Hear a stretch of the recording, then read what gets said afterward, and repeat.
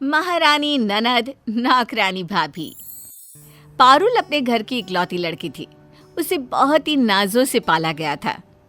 क्या है माँ, भाभी आ जाएंगी तो सब उनको ही पूछेंगे, फिर तो कोई मुझे प्यार भी नहीं करेगा। कैसी बात कर रही है मेरी लाडो, ये हमारे पूरे खानदान की तू इकलौती बेटी है, तो तेरा मान तो हमेशा सबसे ज्यादा ही रहेगा। हाँ बेटा, माना कि बहू भी बेटी जैसी होती है, लेकिन होती तो जैसी ही है ना। हमारी प्यारी बेटी तो तू ही रहेगी बेटा। पारुल को हमेशा डर रहता है कि भाभी के आ जाने के बाद सब उसी को पूछेंगे। भाई देख, तू मुझे कितना मानता है, मेरी कोई बात को अधूरी नहीं रखता। मैं जो बोलती हूँ वो लाकर देता है। तो दूंगा ही ना, तू मेरी प्यारी बहन है, क्यों नहीं करूँगा। तू तो मेरी राजकुमारी है। पारुल के मन में न जाने क्यों एक डर समाया था कि जब भी भाभी आएंगी वो उसका पत्ता साफ कर देगी। लेकिन पारुल के भाई रवि की शादी हो जाती है प्यारी सी सीधी सी लता के साथ। शादी के बाद माँ जी, ये पराठा खा लीजिए, पिताजी के लिए खिचड़ी भी बना दी है। और मैं नहीं दिख रही हूँ क्या आपको? हाँ पारुल, किचन में आ जाओ, बताओ क्या खाना है, और थोड़ी मेरी मदद भी कर दो ना। हाँ पारुल बेटा, जा जरा भाभी की मदद कर दे। पारुल, जो अब तक माँ के साथ कभी कभी काम कर दिया करती थी, भाभी के साथ काम करने में बिल्कुल राजी नहीं होती। माँ, ये क्या बात होती है? जब भाभी सबको दे रही है तो मुझे भी खिलाए ना। अच्छा बताओ पारुल, क्या खाना है? मैगी खानी है मुझे। लता को लगता है कि पारुल की मांग छोटी सी ही तो है, पूरी कर देते हैं। लेकिन आगे की कहानी से लता अनजान थी। फिर एक दिन पारुल नौकरानी से कहती है, क्या कहा? हम लोगों का घर बड़ा है और पैसे दे? भाभी के आने की बात से बर्तन ज्यादा निकल रहे हैं।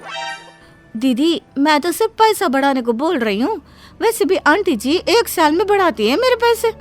कोई जरूरत नहीं है कल से आने की, हम कर लेंगे पूरा काम। नौकरानी को पारुल भगा देती है। फिर अगले रोज, भाभी आप एक काम करो, झाड़ू पोछा कर लो, मैं बर्तन कर लेती हूँ। क्यों पारुल, काम वाली नहीं आने वाली है क्या? हाँ, वो बोल रही थी तेरी भाभी के आने के बाद घर भी ज्यादा गंदा होता है और बर्तन कितने सारे निकलते हैं। अरे ये क्या बात होती है, मैं भी सिर्फ एक थाली में ही तो खाती हूँ जैसे सब। अब ये तो वही जाने, भाभी बोल रही थी इस घर में तो कोई काम नहीं करेगा, या तो पैसे बढ़ा दो। तभी वहाँ सास आ जाती है। ये क्या बात होती है? चलो कोई बात नहीं, घर में 3 औरतें हैं, सब मिलकर कर लेंगे काम। अब क्या इन नौकरानी के चक्कर में बहू खाना ना खाए? हाँ, पर 3 कौन?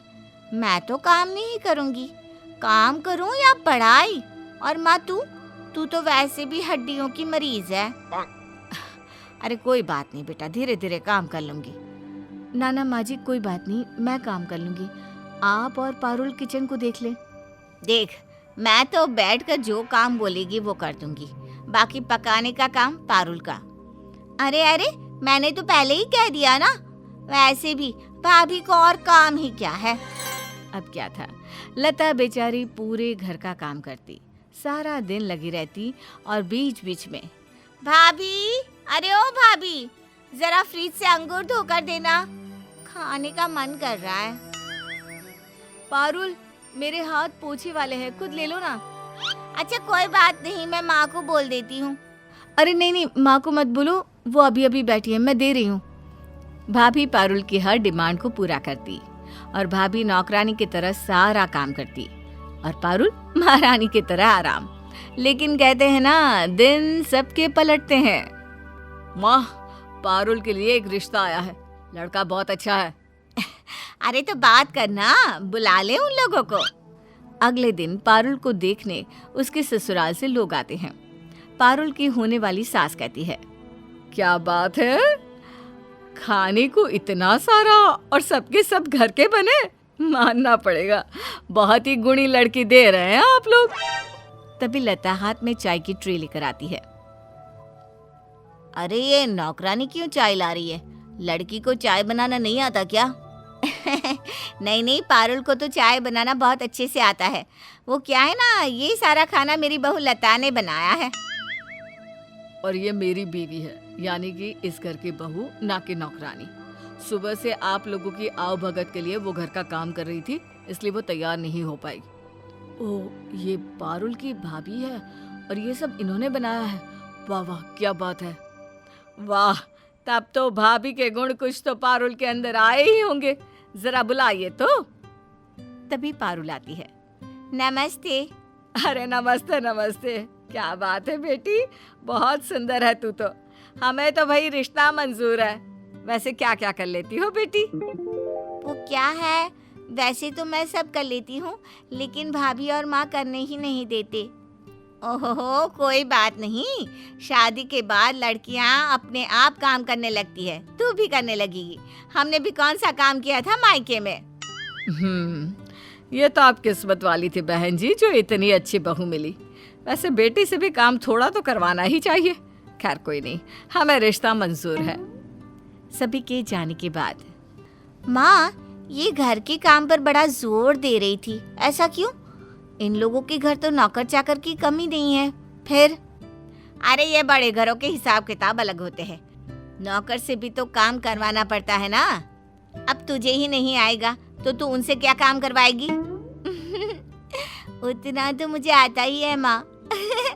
मेरी तो लॉटरी लग गई, यहाँ भी महारानी वहाँ भी महारानी।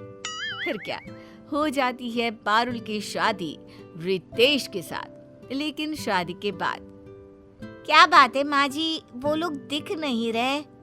कौन लोग? मेरा तो परिवार इन 5 लोगों का ही है। वो नौकर चाकर जो घर का काम करेंगे।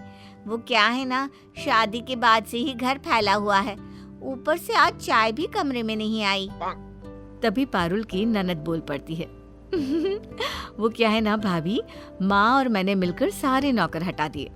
बहुत हो गया था नौकर के हाथ का खाना, अब तो भाभी के हाथ का खाना खाएंगे। वैसे भी आप सारा दिन क्या करेंगे हैं? पारुल ने जो काम अपने मायके में किया, वही उसके सामने ससुराल में दिख रहा था। मरती क्या ना करती, सारे घर का काम करती है, झाड़ू पोछा बर्तन खाना। फिर एक दिन थक कर, मैं अपने मायके जा रही हूँ रितेश, बहुत थकान होती है, सोच रही हूँ थोड़े दिन मायके जाकर आराम कर लूँ। वहाँ तो भाभी एक ऑर्डर पर खड़ी रहती है हाथ में खाना लेकर। पारुल मायके आती है कि वहाँ शाम को, भाभी जरा आलू की गर्मा गर्म पकौड़ों के साथ अदरक वाली चाय तो लाना। थोड़ी देर में पारुल के कमरे में एक नौकरानी पकौड़े और चाय लेकर आ जाती है। अरे तुम कौन हो और भाभी और माँ कहाँ है? तभी वहाँ लता आती है। ये हम लोगों के घर की परमानेंट नौकरानी है। वो क्या है ना, पहले मैं आ गई थी तो काम बढ़ गया था, तो तुमने नौकरानी हटा दी। अब तुम चली गई तो काम कम हो गया, तो मैंने घर वालों को बोलकर नौकरानी रख ली। खाओ ना, पकौड़े ठंडे हो जाएंगे। पारुल सर पर हाथ रखकर बोलती है, हाय रे मेरे करम,